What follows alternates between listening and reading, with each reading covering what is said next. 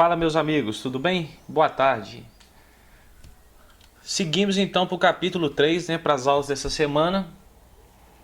Espero que estejam todo mundo bem aí, obedecendo os pais e as mães aí, né? Que tá todo mundo dentro de casa, tem que obedecer, senão o bicho pega. Vamos lá então.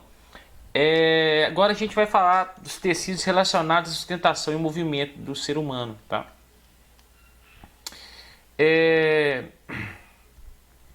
Basicamente, pessoal, o nosso esqueleto ele vai ter a função de sustentação, auxilia no movimento, porque ele é a base onde se fixam os músculos, e também proteção, tá? Principalmente na questão de órgãos essenciais. O que acontece? Eles vão proteger a região de órgãos vitais, né? Como o coração, o encéfalo. O que é o encéfalo? É todos os órgãos que estão dentro da nossa cabeça. Cérebro, cerebelo, por exemplo, coração e pulmão estão protegidos pela nossa caixa torácica, correto? Então, os componentes do esqueleto. O esqueleto nós vamos dividir em dois, tá, pessoal? Isso vocês precisam de entender. Esqueleto axial e o esqueleto apendicular. Esqueleto axial, nós vamos ver na página seguinte aqui, ó.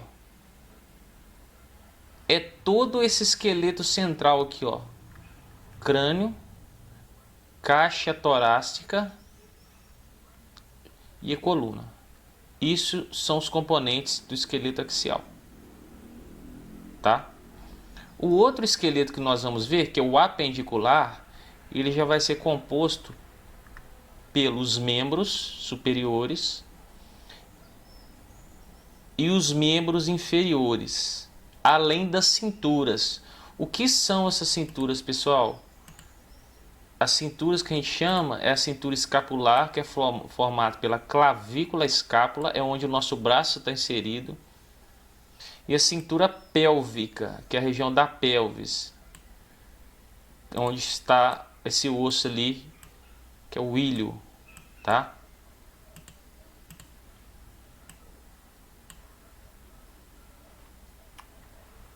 Então, ó, a cintura pélvica aqui, ó, essa estrutura aqui, ó, a cintura escapular já é a clavícula junto com esse músculo das nossas costas aqui. Então, esqueleto axial, crânio, coluna e caixa torácica. Esqueleto apendicular, os membros superiores, inferiores e as cinturas pélvica e escapular. Beleza? Isso vocês que precisam de entender. E aí começa a detalhar que o esqueleto axial é composto por 80 ossos. Ossos onde nós temos o crânio, né? Que forma a caixa craniana, que é o nosso coco, né? Vou limpar um pouco a área aqui para nós.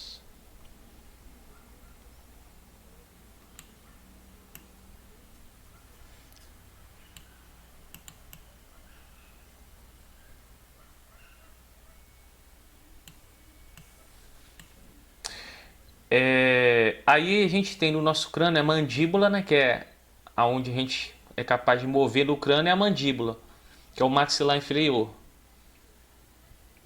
A caixa torácica, onde a gente tem dois pares de costela. Esse osso que tem no meio da caixa torácica aqui, ó, ele é chamado de externo, tá?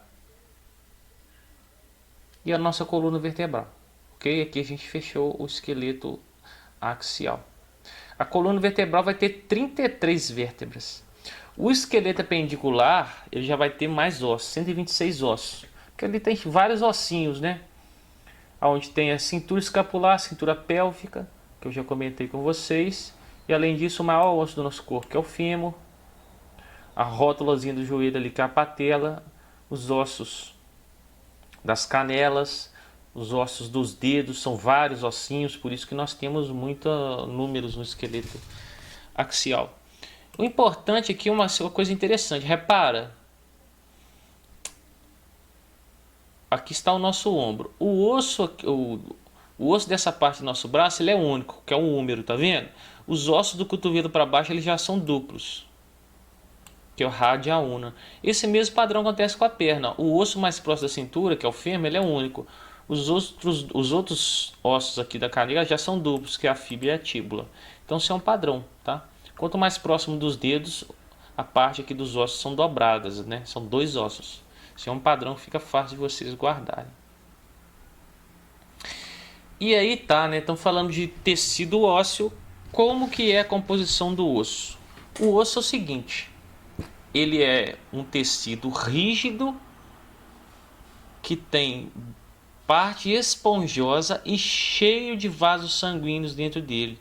Ele precisa desses vasos sanguíneos para levar oxigênio às células do osso, para elas conseguirem sobreviverem produzindo energia, tá?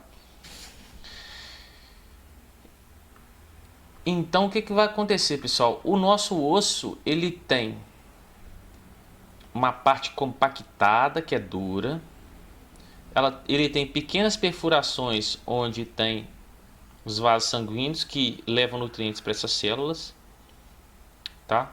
Na cabeça de grandes ossos, como esse aqui é o osso fêmur, que é o osso da nossa coxa ali da perna, você tem uma estrutura que produz células sanguíneas chamada de medula óssea vermelha, tá? Ela fica no miolo desses ossos, no miolo de grandes ossos e na ponta chata dele e das nossas costelas, tá? São regiões onde a gente encontra um tecido especial agregado ao osso responsável por produzir células sanguíneas. Como é que funciona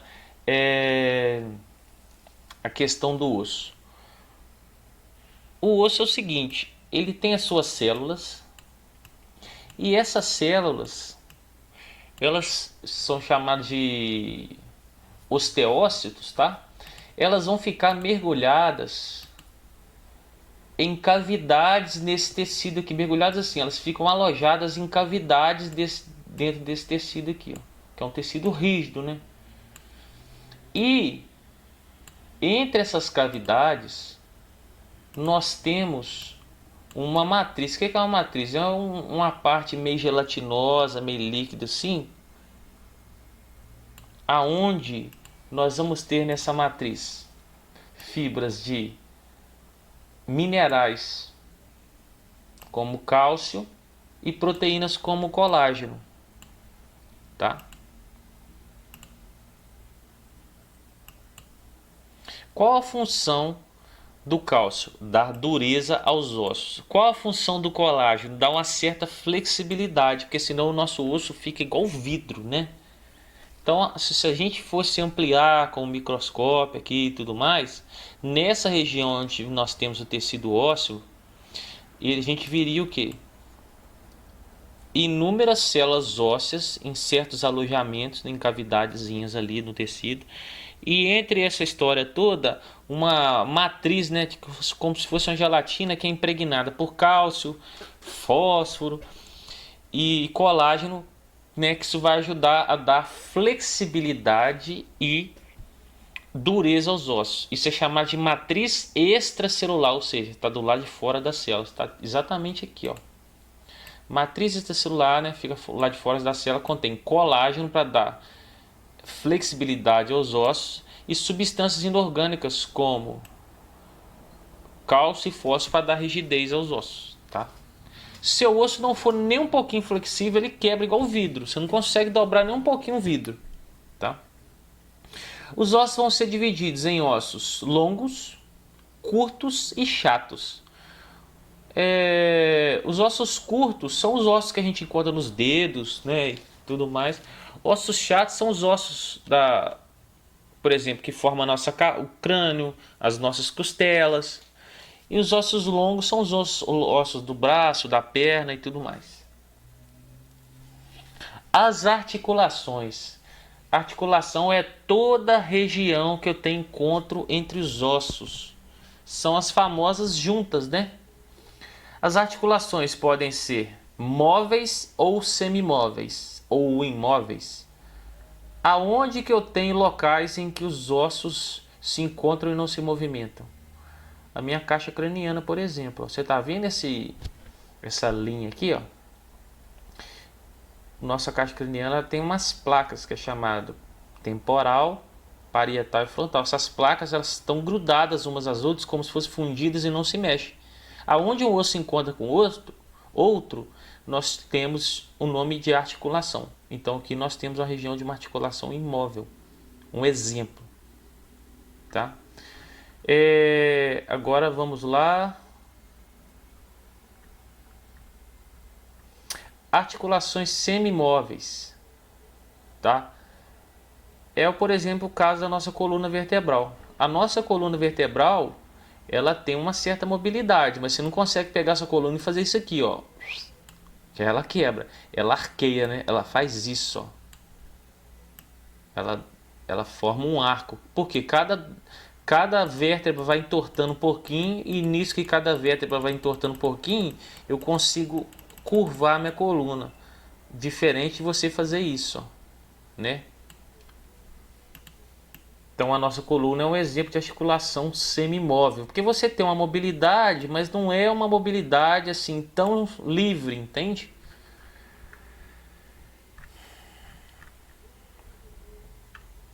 E aí nós temos as articulações móveis, que é onde a gente tem bastante movimento. A região das cinturas. Ó, nessa região aqui das cinturas, onde seus ossos da perna mexem muito, região do joelho, tornozelo, pulso, cotovelo, região do ombro aqui da cintura pélvica. Ali você tem um movimento bem livre. E aí, para a gente fechar,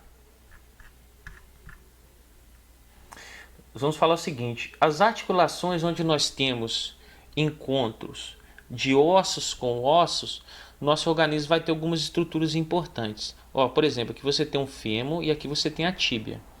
O que nós temos aqui? Nós vamos ter um tecido cartilaginoso em volta da cabeça do osso, do fêmur e da tíbia. E além disso, você tem um outro tecido, estrutura cartilaginosa aqui, que é o menisco, que funciona como se fosse um amortecedor, evitando o impacto entre esses dois joelhos, entre esses dois ossos. Só que é o seguinte, mesmo tendo a cartilagem que protege, eu preciso de ter um líquido aqui que chama de líquido sinovial, que você está vendo em azul escuro, que lubrifica tudo isso. Sabe por quê? É igual quando você passa um creme na sua mão, algo assim, um óleo. A sua mão desliza mais uma sobre a outra. Agora, se sua mão estiver seca, ela agarra mais uma sobre a outra. Então, isso é o que nós chamamos de atrito. E o atrito desgasta. Então eu preciso de ter o líquido sinovial justamente para evitar o desgaste entre as cartilagens e também evitando desgastar as cartilagens, nós evitamos de desgastar a cabeça de cada osso aí, que é um problema que acontece muitas vezes quando as pessoas fazem atividade física sem orientação, as pessoas ficam muito obesas, ou nós vamos ficando mais velhos sem cuidar da parte dos nossos ossos, nós vamos desgastando a cartilagem a ponto de um osso encontrar com o outro. Aí é um problema muito sério. Tá? Jogadores de vôlei e outras coisas que têm constante impacto no joelho, desgastam isso aqui muito rapidamente. Tá? Outra coisa que vai permitir uma união legal entre os ossos aqui, existem certos tecidos chamados de ligamento. Ó, você está vendo aqui? Ele é um tecido conjuntivo. Qual o papel do ligamento? É ligar a patela com a tíbia, com a fíbula, tudo mais. Para quê? Para essa turma ficar em conjunto. Por exemplo, para a bolinha do seu joelho não rodar, rodar e para as costas do seu joelho. Ela sempre, você vê que ela mexe, mas ela está presa ali. É justamente por causa do ligamento. A gente vai ver a questão do ligamento com mais detalhes. Beleza, pessoal?